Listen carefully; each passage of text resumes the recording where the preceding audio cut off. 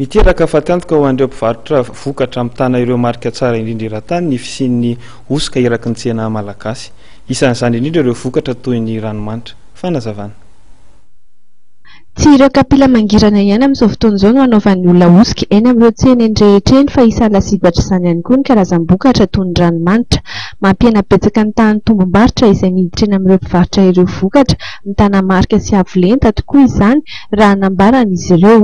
Tamin'ny fampahafantarana ny olona ny zavatra tena izy sy ny tsy tena izy marobe ny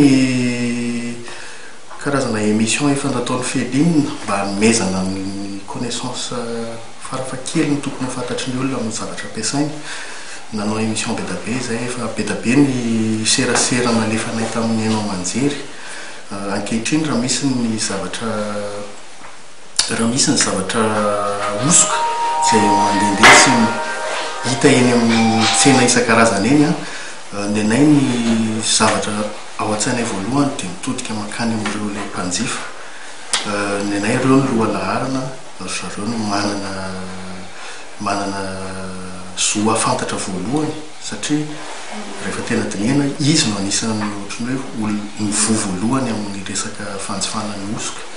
Dia izany no antony mahatonga anay manao ny serasera hoe tianay ny olona izay tena hividy sy tokony hianana azy no mba hay hanavaka ny vary amin'ny tsiparifary.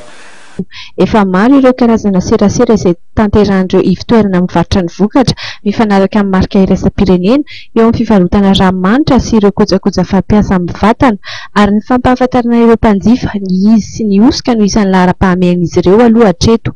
Maro ny mety olana ateraky ny osika raha tsy ilaza afa-tsy ny eo amin'ny lafiny ara-pahasalamana, ary izany indrindra no ezahana ampahafantarana hatrany ireo mpanjifa mba tsy ho roboka amin'ny fanjifana ireny osika ireny.